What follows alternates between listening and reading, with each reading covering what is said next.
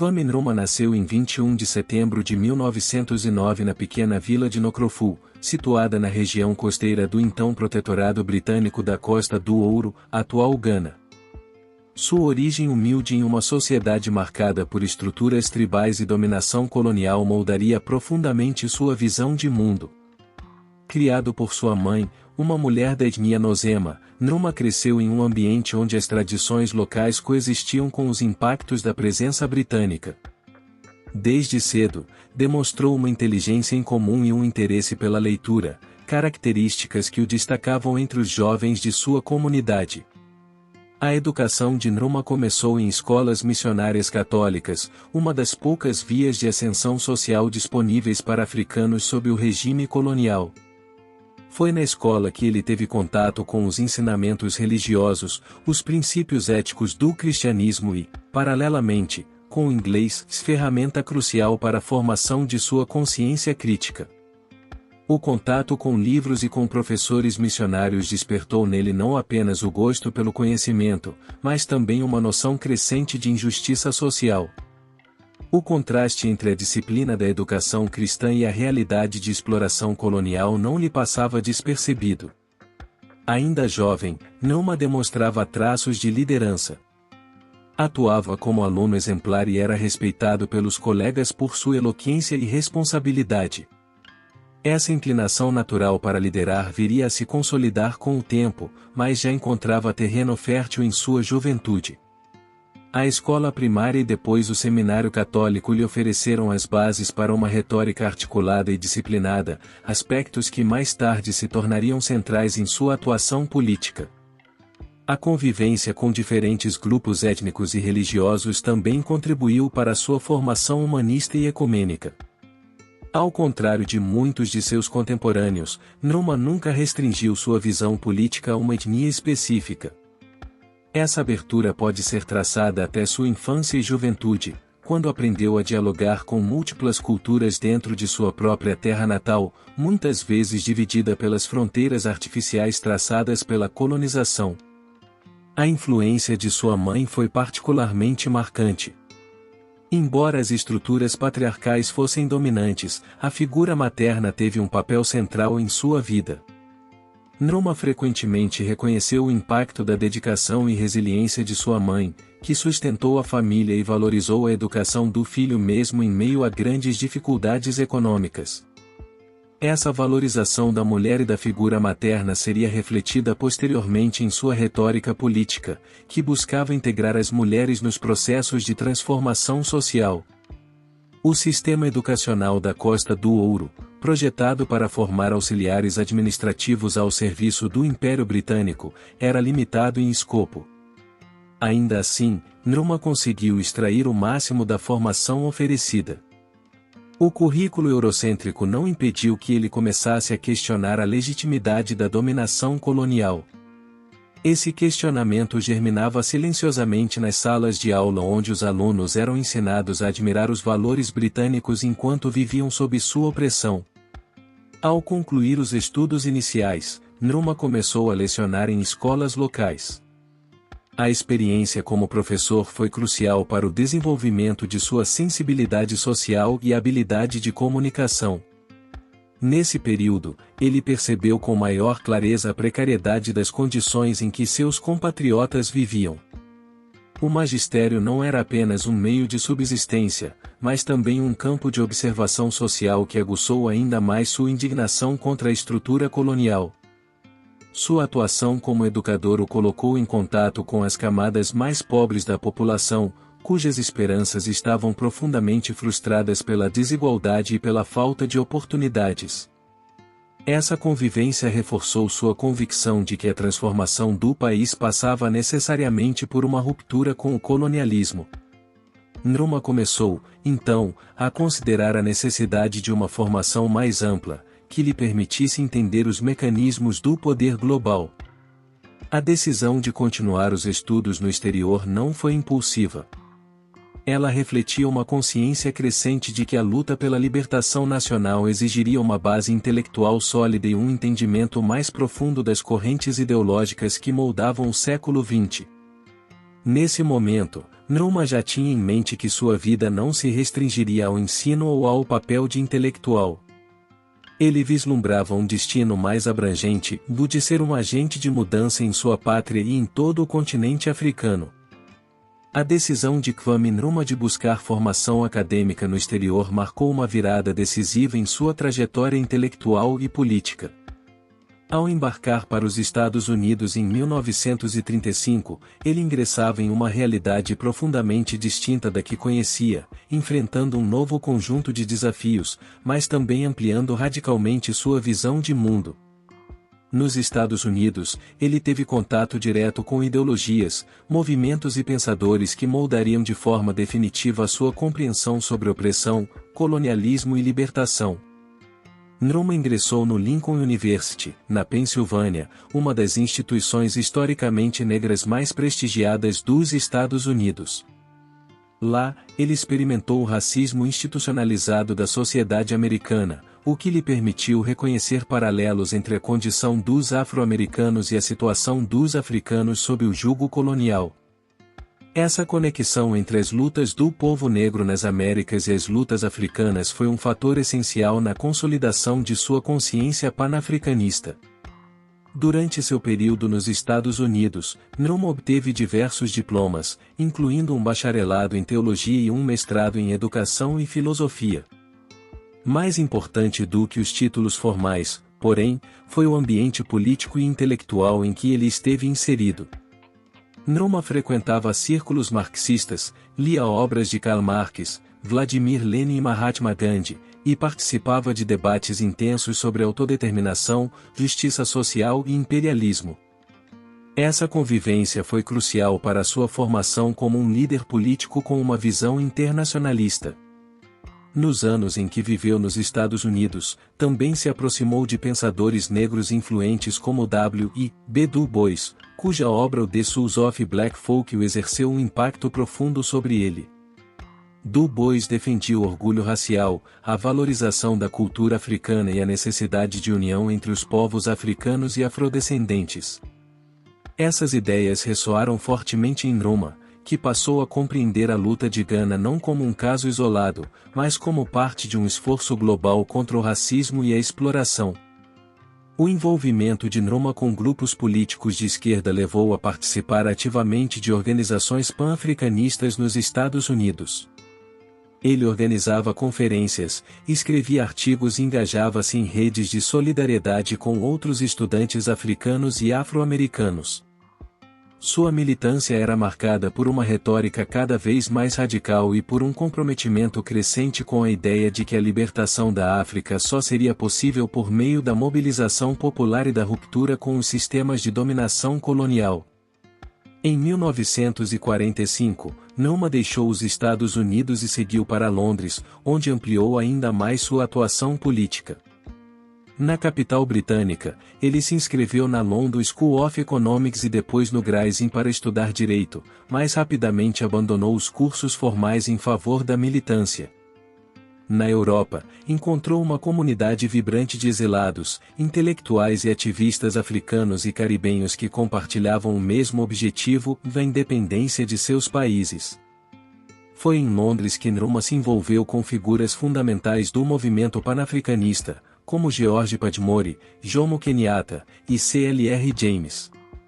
Juntos, organizaram o histórico 5º Congresso Pan-Africano, realizado em Manchester em 1945.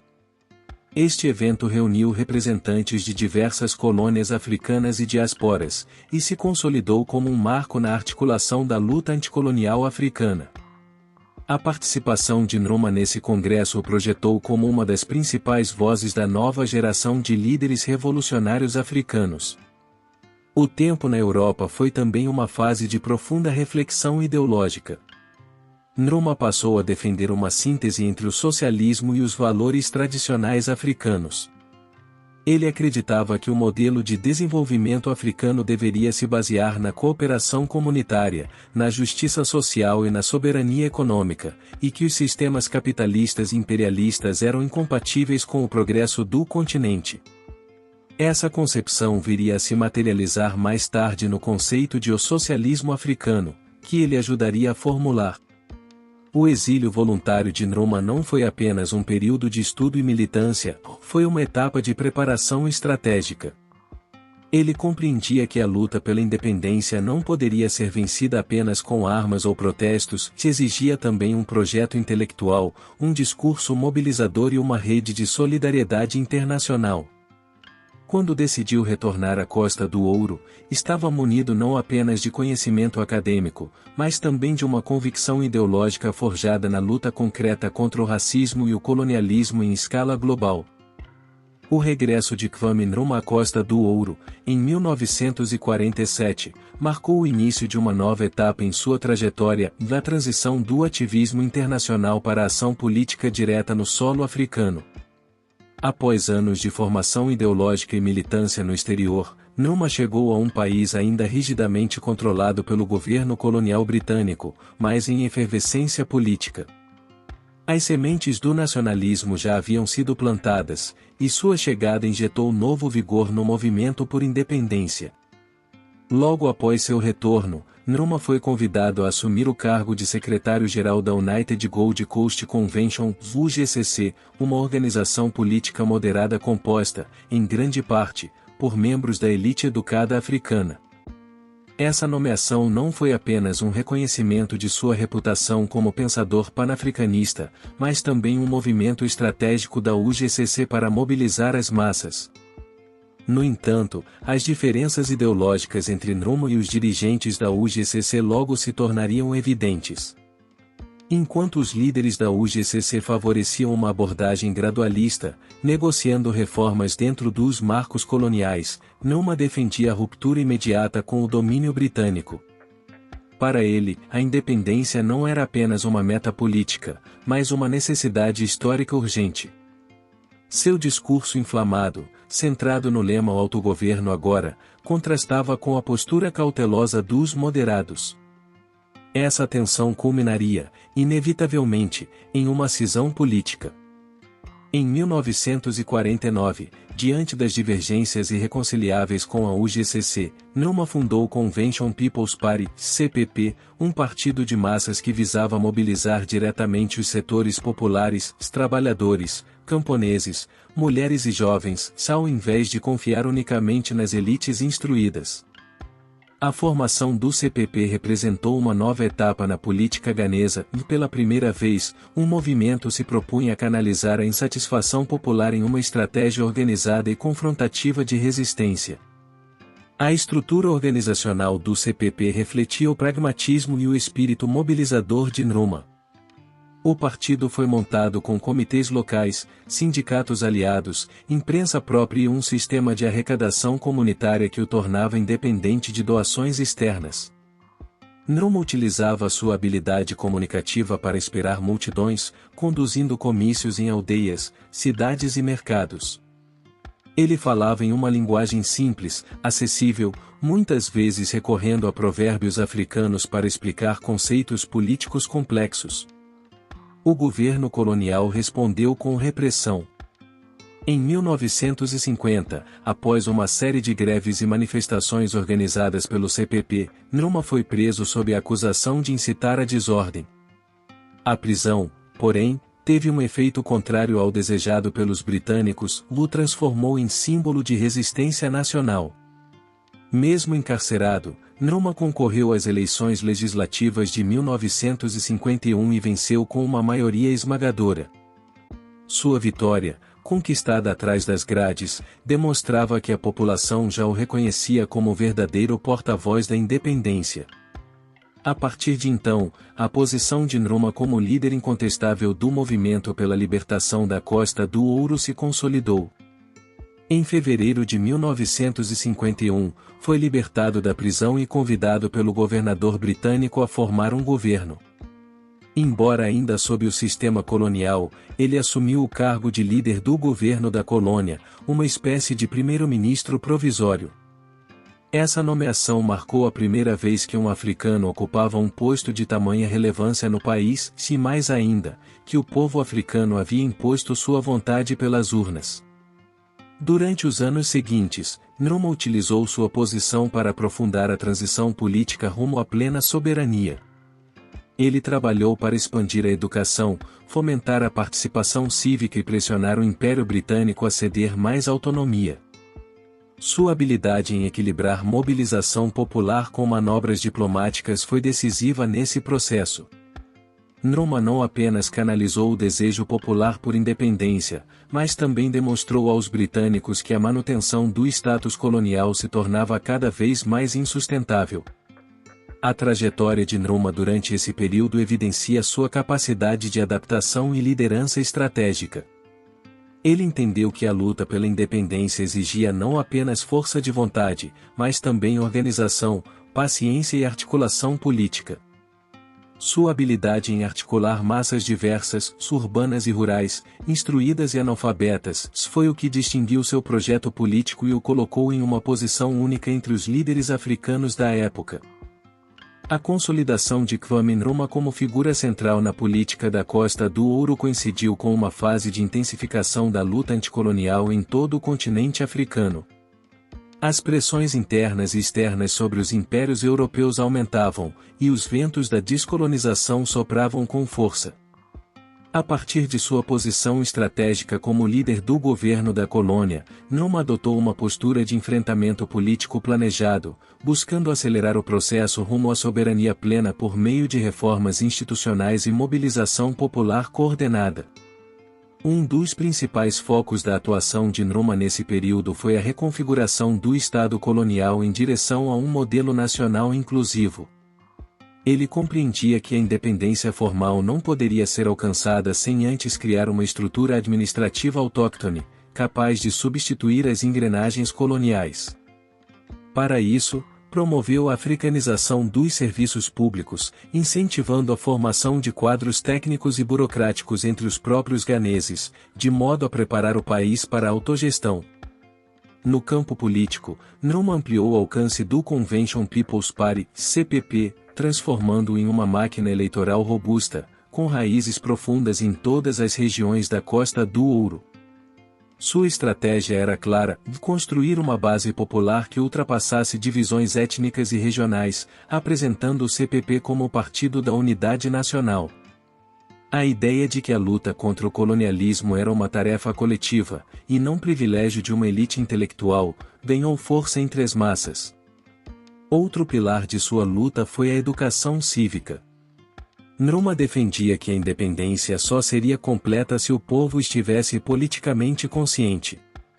Por meio de jornais do partido, panfletos, comícios e programas de rádio, o CPP promoveu campanhas de conscientização que explicavam, em linguagem acessível, os objetivos da independência e os mecanismos de opressão colonial. Essa pedagogia política transformou a luta pela libertação em um movimento de massas com propósito claro e metas concretas. No plano econômico, Nkrumah denunciava as estruturas de exploração impostas pelo sistema colonial. O modelo econômico da Costa do Ouro era centrado na exportação de matérias-primas, sobretudo cacau, ouro e madeira, com os lucros majoritariamente apropriados por empresas britânicas. Nkrumah argumentava que a independência política deveria ser acompanhada por uma revolução econômica, capaz de romper com a dependência estrutural e garantir a soberania sobre os recursos nacionais. Essas propostas provocaram forte resistência por parte das autoridades coloniais e de setores conservadores da sociedade local. O governo britânico temia que uma independência liderada por Nkrumah levasse ao surgimento de um regime hostil aos interesses do Reino Unido. Por isso, tentou controlar o processo político por meio de reformas graduais e concessões pontuais. No entanto, o apoio popular ao CPP crescia de forma consistente, tornando cada vez mais difícil conter o avanço do nacionalismo.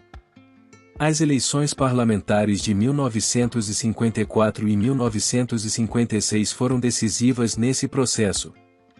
Em ambas, o CPP obteve vitórias expressivas, demonstrando que a maioria da população apoiava a plataforma defendida por Nkrumah. Esses resultados não apenas fortaleceram sua posição como primeiro-ministro, mas também legitimaram o pedido de independência plena diante da comunidade internacional. Era evidente que a vontade do povo ganês estava sendo expressa de forma incontestável nas urnas. Ao mesmo tempo, Nkrumah articulava-se com lideranças africanas de outras colônias, buscando coordenar esforços rumo à descolonização continental. Ele acreditava que a independência da Costa do Ouro deveria servir de exemplo e estímulo para outras nações africanas. Essa postura o transformou em uma figura simbólica além das fronteiras de seu país, associada a uma visão de liberdade que transcendia interesses nacionais e apontava para um destino comum africano. Por fim, diante da inevitabilidade do processo, o governo britânico iniciou negociações formais para a transferência do poder. A pressão popular, o prestígio internacional de Nkrumah e a estabilidade demonstrada pela administração local eleita fizeram com que Londres reconhecesse a legitimidade do pedido de independência. Em um gesto raro entre as potências coloniais, o Reino Unido consentiu em uma transição pacífica e negociada. Em 6 de março de 1957, a Costa do Ouro tornou-se oficialmente o primeiro país da África subsaariana a conquistar sua independência do domínio colonial europeu, adotando o nome de Gana, em homenagem ao antigo Império de Gana da África Ocidental. A data não apenas simbolizou a vitória da luta política liderada por Kwame Nkrumah, como também inaugurou uma nova era para o continente africano. Para muitos africanos, a independência de Gana serviu como catalisador para a onda de descolonização que se espalharia nas décadas seguintes. A escolha do nome Ghana teve grande importância simbólica. Nkrumah quis, com isso, recuperar a ancestralidade africana e romper com a herança colonial que ainda se manifestava nos nomes e instituições herdados do período europeu. A nova nação, portanto, não era apenas politicamente independente, mas buscava estabelecer também uma identidade própria, enraizada na história pré-colonial africana e alicerçada na dignidade cultural do povo negro. No discurso de independência, Nkrumah afirmou que a independência de Gana não tem sentido se não for ligada à total libertação do continente africano.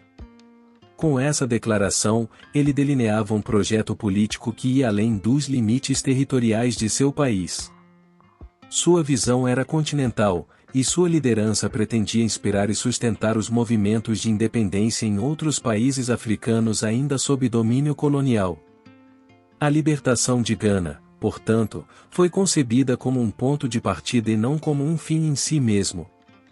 Com a proclamação da independência, Nkrumah tornou-se o primeiro-ministro da nova república, liderando um governo que enfrentava o desafio de transformar uma ex-colônia em um Estado funcional, soberano e moderno. Essa transição exigia a reconstrução das instituições políticas e administrativas, agora com controle africano. Era preciso reorganizar o sistema jurídico, reestruturar os ministérios, garantir a formação de servidores públicos e consolidar mecanismos de governança eficazes. No campo da educação, Nkrumah iniciou uma ambiciosa política de expansão do acesso ao ensino. Ele acreditava que a educação era fundamental para romper com os grilhões do colonialismo mental e capacitar a juventude para as tarefas da construção nacional. Novas escolas foram fundadas, universidades foram ampliadas e campanhas de alfabetização foram lançadas em áreas rurais. O objetivo era criar uma nova geração de cidadãos conscientes, capazes de assumir o protagonismo no desenvolvimento do país. A economia, por sua vez, apresentava desafios estruturais significativos. Baseada na monocultura do cacau e na exportação de matérias-primas, a estrutura produtiva herdada do colonialismo era vulnerável e excludente. Nkrumah estabeleceu um plano de industrialização acelerada, com investimentos em infraestrutura, eletrificação e transportes. Grandes projetos, como a barragem de Akosombo, foram concebidos com o intuito de garantir autonomia energética e fomentar a diversificação econômica. Paralelamente, o novo governo buscou ampliar os direitos sociais e melhorar as condições de vida da população. Reformas na saúde pública foram implementadas, com a construção de hospitais e postos de atendimento em regiões antes negligenciadas. Programas habitacionais foram planejados para atender ao crescimento urbano, e políticas de incentivo à agricultura foram introduzidas para assegurar a segurança alimentar e a autossuficiência do campo. No plano diplomático, Gana passou a desempenhar um papel ativo nos fóruns internacionais. Nkrumah estabeleceu relações com países do bloco socialista e do movimento dos não alinhados, procurando manter uma política externa independente e solidária com os povos em luta. Gana passou a sediar conferências pan-africanas e a oferecer apoio técnico e político a movimentos de libertação em países como Angola, Moçambique e Zimbábue. No entanto, os primeiros passos da nação livre também trouxeram consigo tensões e contradições. A centralização do poder em torno da figura de Nkrumah, embora eficaz para garantir a estabilidade inicial, começou a gerar críticas sobre o caráter democrático do novo regime. O CPP, partido governante, passou a dominar todas as esferas da vida política, e a oposição foi gradualmente marginalizada. Essas tensões apontavam para futuros desafios na consolidação da democracia em um contexto de Estado recém-formado. A independência de Gana não foi apenas um marco nacional, mas também o início de uma ambiciosa cruzada internacional liderada por Kwame Nkrumah na construção da unidade africana. Desde os primeiros anos de seu governo, Nkrumah defendeu a ideia de que a verdadeira emancipação do continente não poderia se limitar à autonomia de estados individuais. Para ele, a fragmentação herdada do colonialismo era uma das principais barreiras ao progresso africano, e somente uma união política e econômica poderia garantir estabilidade, desenvolvimento e soberania efetiva frente às potências globais. O conceito de unidade africana promovido por Nkrumah ia além da cooperação entre países. Ele propunha a criação de um governo continental, com instituições comuns, forças armadas unificadas, moeda única e uma política externa coordenada. Inspirado por modelos como os Estados Unidos da América, Nkrumah via no Estados Unidos da África não uma utopia retórica, mas um projeto político concreto e urgente. Para ele, a balcanização do continente, isto é, sua divisão em estados frágeis e isolados, apenas perpetuava a dependência externa e a vulnerabilidade econômica. A atuação de Nkrumah nesse campo foi proativa. Ele promoveu e participou de diversas conferências pan-africanas, reunindo líderes recém-independentes e representantes de movimentos de libertação. Gana, sob sua liderança, tornou-se um centro de articulação diplomática e apoio material para causas anticoloniais. Nkrumah ofereceu financiamento, treinamento e até passaportes diplomáticos a líderes de países ainda sob dominação europeia. Sua política exterior era, portanto, uma extensão direta de seu ideal panafricanista. Contudo, a proposta de uma união política imediata enfrentou forte resistência. Muitos líderes africanos, recém-chegados ao poder, estavam preocupados com a consolidação interna de seus próprios estados e temiam perder soberania ao aderir a uma federação continental. O projeto de Nkrumah foi considerado, por alguns, prematuro e centralizador. Figuras como Julius Nyerere, da Tanzânia, e Léopold Sédar Senghor, do Senegal, propunham uma integração gradual baseada na cooperação econômica e na preservação das identidades nacionais. Essas divergências culminaram na formação de dois blocos distintos dentro do movimento panafricano, o Grupo de Casablanca, liderado por Nkrumah e defensor da união política imediata, e o Grupo de Moróvia, que advogava por uma integração mais cautelosa. Apesar dessas diferenças, ambos os grupos reconheciam a importância de uma cooperação continental, e suas tensões acabaram por levar à fundação da Organização da Unidade Africana, SOA, em 1963, em Addis Abeba, Etiópia. A OUA foi um marco importante, mas aquém das expectativas de Nkrumah. A organização priorizou o princípio da não interferência nos assuntos internos dos Estados-membros, limitando a capacidade de ação coletiva em conflitos e crises. Ainda assim, Nkrumah considerava sua criação uma vitória parcial e uma base para avanços futuros. Ele continuou a advogar pela transformação da OUA em uma autoridade supranacional, insistindo que a África só seria verdadeiramente livre quando fosse unida. Na visão de Nkrumah, a unidade africana era também uma estratégia econômica. Ele argumentava que mercados nacionais pequenos e desintegrados eram incapazes de sustentar uma industrialização robusta. Uma união continental permitiria o planejamento de infraestrutura integrada, como ferrovias transcontinentais, redes elétricas interligadas e projetos de irrigação conjuntos, que superassem as limitações impostas pelas fronteiras coloniais arbitrárias. Além disso, a criação de uma moeda comum reduziria a dependência de moedas estrangeiras e das flutuações dos mercados internacionais. O projeto panafricanista de Nkrumah incluía ainda uma profunda dimensão cultural. Ele acreditava que o renascimento da África exigia o resgate e a valorização das culturas africanas, frequentemente deslegitimadas durante o colonialismo. Defendia o ensino da história africana nas escolas, a promoção de línguas africanas nos sistemas educacionais e o fortalecimento de instituições culturais que resgatassem a herança dos povos do continente. Para ele, a cultura era um instrumento de unificação e orgulho nacional. Apesar dos obstáculos, a persistência de Nkrumah nessa agenda internacional o consolidou como um símbolo global do panafricanismo. Ele escreveu obras influentes, como Africa Must Unite Neocolonialism e The Last Stage of Imperialism, nas quais denunciava as novas formas de dominação que ameaçavam os países independentes, especialmente por meio de influência econômica e alianças militares. Sua crítica ao neocolonialismo reforçava a tese de que, sem unidade, os países africanos permaneceriam sujeitos aos interesses externos. A dedicação de Nkrumah à causa continental, no entanto, acabaria por gerar críticas internas em Gana. Muitos o acusavam de negligenciar os problemas domésticos em prol de um ideal que parecia distante. Seus investimentos em projetos pan-africanos foram vistos por alguns como dispendiosos, especialmente diante dos desafios econômicos enfrentados pelo país.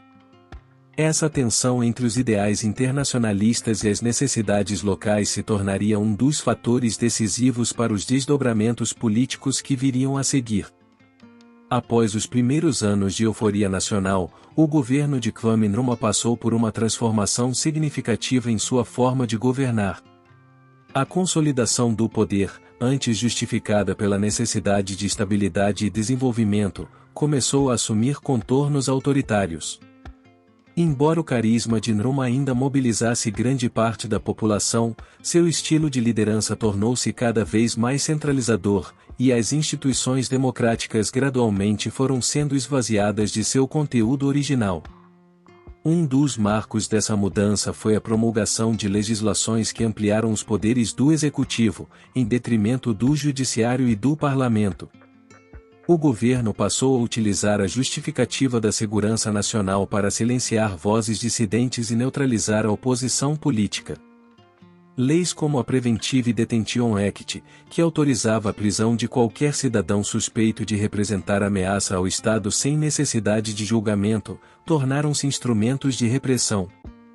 Tal medida, embora legal, feriu princípios fundamentais do Estado de Direito. Com o tempo, o sistema multipartidário de Gana foi se tornando uma formalidade, à medida que o Convention People's Party, CPP, concentrava todas as decisões políticas. Partidos opositores foram progressivamente deslegitimados ou proibidos, e as eleições passaram a ocorrer em contextos controlados, com pouca ou nenhuma competição real. Em 1964, Nkrumah promoveu um referendo que transformou Gana em um estado de partido único, com ele próprio declarado presidente vitalício. A promessa de uma democracia vibrante foi substituída por um regime personalista. Paralelamente à centralização do poder político, consolidou-se um culto à personalidade em torno de Nkrumah. Sua imagem passou a ser onipresente em espaços públicos, escolas, repartições governamentais e até mesmo em cerimônias religiosas. Cartazes, estátuas e retratos o apresentavam como o Osagiefo ou o Redentor, se seus feitos eram celebrados como se fossem infalíveis. Essa exaltação simbólica visava solidificar sua autoridade moral, mas também inibia o pensamento crítico dentro da sociedade ganesa. A imprensa, que havia desempenhado papel importante no processo de mobilização pela independência, foi alvo de censura e controle. Jornais independentes enfrentaram perseguição ou foram fechados, e os veículos remanescentes passaram a reproduzir, quase exclusivamente, as diretrizes do governo. A liberdade de expressão, uma das bases das sociedades democráticas, foi sacrificada em nome da unidade e da disciplina nacional. O debate público foi substituído por uma comunicação de mão única, proveniente do Estado. O ambiente de repressão interna também afetou intelectuais, líderes sindicais e ativistas que antes haviam apoiado Nkrumah. Alguns foram exilados, outros silenciados por medo de retaliações. A burocracia estatal tornou-se um espaço cada vez mais dominado por lealdades pessoais e fidelidade ideológica, dificultando a crítica e o aperfeiçoamento das políticas públicas. O aparato de segurança nacional, por sua vez, foi ampliado para vigiar a população e conter possíveis dissidências. Mesmo diante dessas práticas autoritárias, Nkrumah justificava suas ações como necessárias para proteger a Revolução Ganesa contra o imperialismo e o neocolonialismo. Em seu entendimento, a democracia liberal ocidental era um modelo inadequado às realidades africanas, e a disciplina revolucionária era condição indispensável para a construção nacional. Para ele, a centralização do poder não era um desvio, mas uma ferramenta para garantir os objetivos históricos do país. Contudo, as consequências práticas desse modelo tornaram-se visíveis. A falta de espaço para o contraditório impedia a correção de rumos e a responsabilização de gestores públicos. Decisões econômicas equivocadas, como a priorização de grandes projetos estatais sem análise crítica, geraram déficits crescentes e desorganização fiscal. A eficiência administrativa foi comprometida pela politização dos cargos públicos, e os serviços essenciais à população começaram a apresentar sinais de deterioração. Além disso, a população, que inicialmente havia abraçado a figura de Nkrumah como símbolo da libertação, começou a manifestar sinais de descontentamento. Greves e protestos surgiram em diversos setores, especialmente entre trabalhadores urbanos e pequenos produtores rurais, cujas expectativas de progresso não estavam sendo plenamente atendidas. A repressão a essas manifestações apenas agravava o clima de tensão social e fragilizava o pacto político que sustentara o regime nos anos anteriores. A partir da segunda metade da década de 1960, Gana passou a enfrentar uma crise econômica profunda, que ameaçou não apenas a estabilidade do país, mas também a legitimidade do governo de Kwame Nkrumah. O entusiasmo inicial que cercava os projetos de modernização e industrialização começou a dar lugar à frustração e insegurança, à medida que os resultados prometidos não se concretizavam e os desequilíbrios macroeconômicos se intensificavam. A economia ganesa, excessivamente dependente da exportação de cacau, mostrou-se vulnerável a flutuações nos preços internacionais, expondo fragilidades estruturais que não haviam sido sanadas desde o fim do regime colonial. Uma das primeiras causas do declínio econômico foi a queda brusca no preço do cacau no mercado internacional. Como principal produto de exportação de Gana, o cacau era responsável por grande parte da receita cambial do país.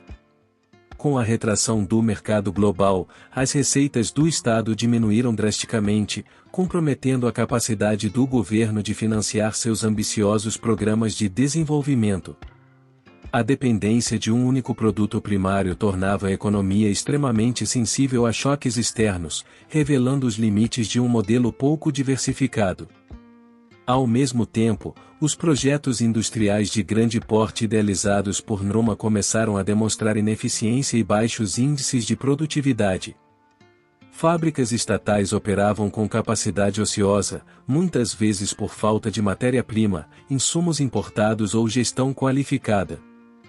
A priorização de grandes empreendimentos, em detrimento de pequenas e médias iniciativas produtivas, gerou desequilíbrios regionais e sociais. Embora grandiosos em escala, esses projetos não conseguiram gerar empregos em volume suficiente para absorver o crescimento da força de trabalho urbana. Outro agravante foi o endividamento externo. Para viabilizar seus planos de modernização, o governo de Gana contraiu empréstimos com países socialistas e instituições internacionais, apostando na futura geração de riquezas como forma de pagamento. No entanto, com a desaceleração econômica, o país passou a ter dificuldades para honrar seus compromissos financeiros. O déficit na balança de pagamentos aumentou, e a dívida externa tornou-se um fardo crescente, pressionando as reservas cambiais e obrigando cortes em áreas essenciais, como saúde e educação. A desvalorização da moeda e a escassez de produtos importados provocaram um aumento do custo de vida nas cidades.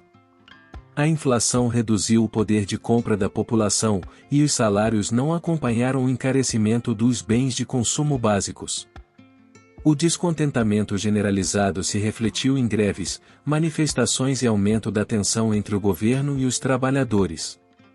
A promessa de uma vida melhor, que havia mobilizado milhões na época da independência, parecia cada vez mais distante da realidade cotidiana da maioria dos ganeses. Com a deterioração das condições econômicas, a base social de apoio ao regime de Nkrumah começou a se enfraquecer. O funcionalismo público, os sindicatos e parte da juventude educada, que haviam sido pilares do projeto nacionalista, passaram a expressar críticas ao governo. A percepção de que os sacrifícios exigidos em nome do desenvolvimento não estavam sendo recompensados gerou uma crise de confiança no Estado. O governo, cada vez mais isolado, recorreu a medidas autoritárias para conter a insatisfação, o que apenas agravou a alienação popular. Internamente, a má gestão dos recursos públicos e a corrupção também passaram a ser denunciadas, ainda que em voz baixa. A ausência de mecanismos eficazes de fiscalização e transparência permitiu o uso indevido de fundos estatais em projetos que beneficiavam interesses políticos restritos. Embora o governo propagasse uma retórica moralista e nacionalista, na prática, a falta de prestação de contas corroía a confiança nas instituições públicas. No meio rural, a situação não era melhor. Agricultores enfrentavam dificuldades para escoar suas produções devido à precariedade da infraestrutura e à falta de incentivos estatais consistentes. A centralização da economia e a ausência de participação local nas decisões sobre desenvolvimento rural geraram um distanciamento crescente entre o Estado e as comunidades agrícolas. O êxodo rural aumentou, intensificando a pressão sobre os centros urbanos, que já enfrentavam problemas de moradia, saneamento e emprego. No plano internacional, a perda de credibilidade de Gana como parceiro econômico e político começou a se refletir em um isolamento gradual. Países que antes viam Nkrumah como um líder visionário começaram a questionar a sustentabilidade de seu governo.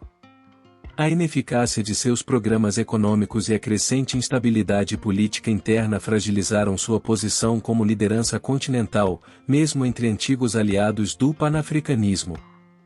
O prestígio que outrora lhe garantirá respeito no exterior passava a ser ofuscado pela deterioração da situação doméstica. Diante desse cenário, a legitimidade do governo de Nkrumah passou a ser duramente contestada. A narrativa revolucionária e modernizadora, que antes inspirava entusiasmo, já não bastava para conter a insatisfação generalizada. A crise econômica, somada à centralização do poder e ao desgaste das instituições democráticas, criava um terreno fértil para a erosão do regime. Ainda que seus ideais permanecessem vivos para muitos, o descompasso entre discurso e realidade se tornava cada vez mais evidente, abrindo caminho para rupturas políticas mais drásticas. O cenário político e econômico fragilizado de Gana nos anos finais do governo de Kwame Nkrumah criou as condições ideais para a irrupção de um golpe de Estado. A insatisfação popular, o desgaste das instituições e o isolamento internacional haviam minado a base de sustentação do regime.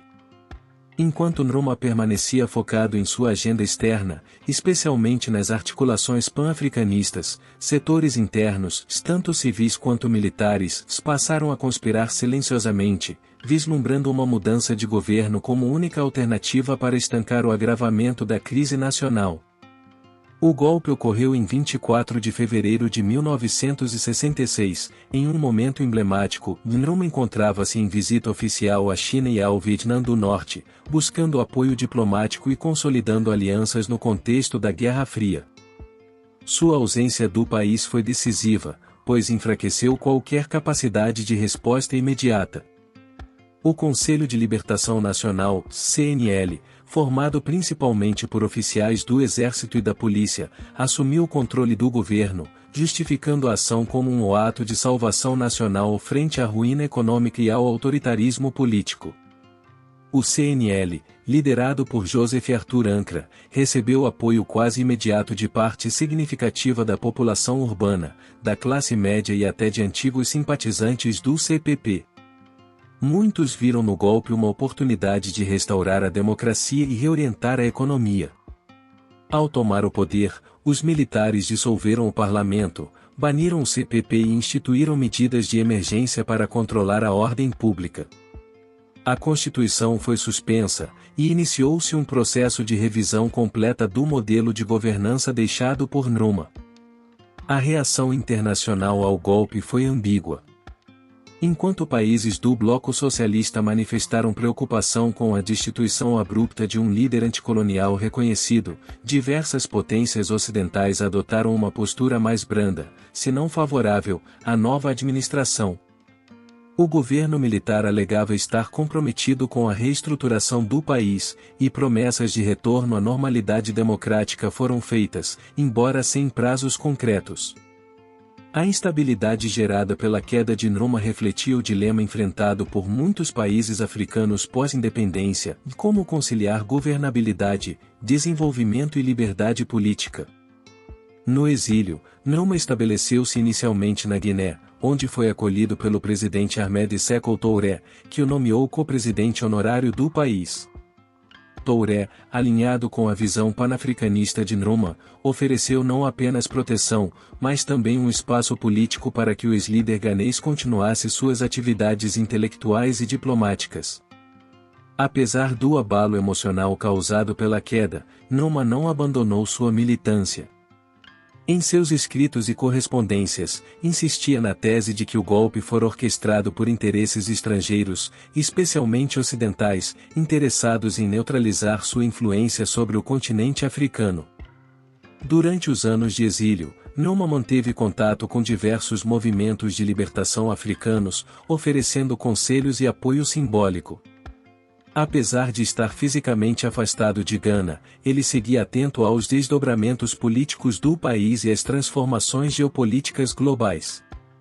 Sua residência na Guiné tornou-se um ponto de encontro para líderes revolucionários, intelectuais e jovens militantes africanos que ainda viam em Nkrumah um símbolo da resistência ao neocolonialismo. No entanto, o exílio não foi isento de frustrações. Sem acesso direto ao poder e afastado da realidade concreta de seu país, Nkrumah passou a experimentar um certo isolamento político. Muitos de seus antigos aliados em Gana abandonaram o projeto original, e suas ideias, embora ainda reverberassem em círculos acadêmicos e ideológicos, já não exerciam o mesmo magnetismo sobre a população ganesa. O próprio continente africano passava por transformações, com novos líderes emergindo e diferentes modelos de desenvolvimento sendo testados. Mesmo diante dessa nova configuração, Nkrumah continuou a produzir intelectualmente. Durante seu período no exílio, publicou obras como Class Struggle in Africa e Dark Days in Ghana, nas quais analisava criticamente os rumos tomados pelo país após o golpe e reafirmava sua crença na inevitabilidade da unidade africana. Para ele, o golpe de 1966 não representava o fracasso de seus ideais, mas sim uma interrupção temporária imposta por forças reacionárias e externas ao verdadeiro espírito da emancipação africana. A saúde de Nkrumah, contudo, começou a declinar nos anos seguintes. Vivendo sob estresse constante, com acesso limitado a tratamento médico adequado e profundamente abatido pelas circunstâncias, ele foi diagnosticado com câncer de próstata. Em 1971, foi transferido para um hospital em Bucareste, na Romênia, onde veio a falecer em 27 de abril de 1972, aos 62 anos. Sua morte marcou o fim de uma das trajetórias políticas mais influentes do continente africano no século XX, deixando um legado ambíguo de conquistas históricas e contradições políticas. O golpe de 1966 e o consequente exílio de Nkrumah encerraram um ciclo de esperanças e desafios para Gana e para a África. Ao mesmo tempo que representou o colapso de um projeto político ambicioso, o episódio também expôs as fragilidades inerentes às experiências de construção nacional em contextos pós-coloniais. A figura de Kwame Nkrumah transcende as fronteiras de Gana, ocupando um lugar central na história política e intelectual do continente africano. Após sua morte, o legado de Nkrumah passou por diferentes fases de interpretação e reavaliação, refletindo as transformações políticas, sociais e culturais que ocorreram tanto em Gana quanto no contexto africano e global. O equilíbrio entre o reconhecimento de suas contribuições e a crítica às limitações de seu governo tornou-se o centro de um debate permanente entre historiadores, políticos e cidadãos. Uma das principais dimensões do legado de Nkrumah é a sua visão pioneira do panafricanismo. Seu esforço para promover a unidade política e econômica da África constituiu uma inspiração para movimentos e líderes em diversos países. A fundação da Organização da Unidade Africana, SOUA, embora posterior a seu governo, deve muito à influência de suas ideias e iniciativas.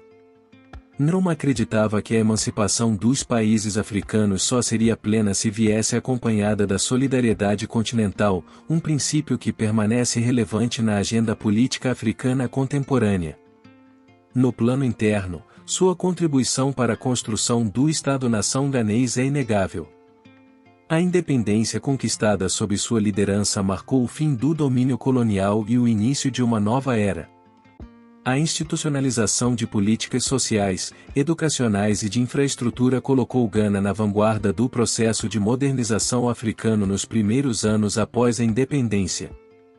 Mesmo após o declínio econômico e político, essas conquistas iniciais continuaram a influenciar o desenvolvimento do país nas décadas seguintes. Todavia, a reavaliação histórica também destaca os aspectos controversos do seu governo. A tendência ao autoritarismo, a centralização excessiva do poder e a repressão das liberdades políticas tornaram-se pontos centrais de crítica.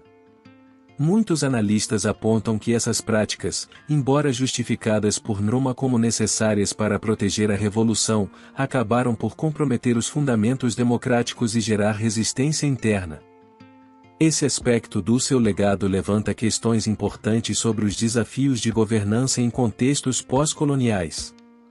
A dimensão econômica do legado de Nkrumah também é objeto de debate.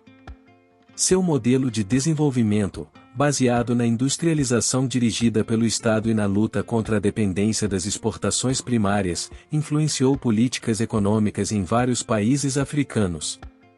Apesar das dificuldades enfrentadas, a busca por um crescimento autônomo e sustentável abriu caminhos para a reflexão sobre a necessidade de diversificação econômica. Por outro lado, a má gestão e os desequilíbrios financeiros durante seu governo alertam para os riscos de um planejamento centralizado sem mecanismos de controle adequados. Além disso, o impacto cultural e simbólico de Nkrumah permanece forte. Sua imagem como líder da libertação e da dignidade africana é celebrada em monumentos, universidades e eventos comemorativos. A figura de Nkrumah tornou-se um ícone da resistência anticolonial, valorizada especialmente entre jovens e movimentos sociais que buscam alternativas ao neocolonialismo e à globalização desigual.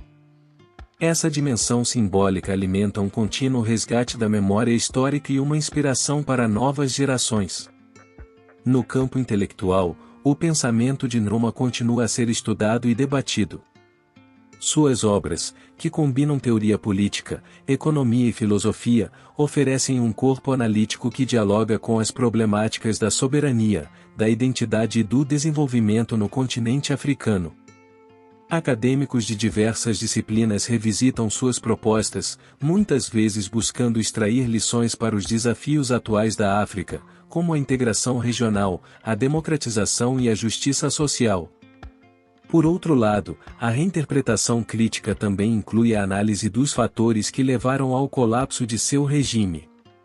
Essa reflexão é fundamental para entender as limitações das estratégias adotadas e para evitar a repetição de erros semelhantes.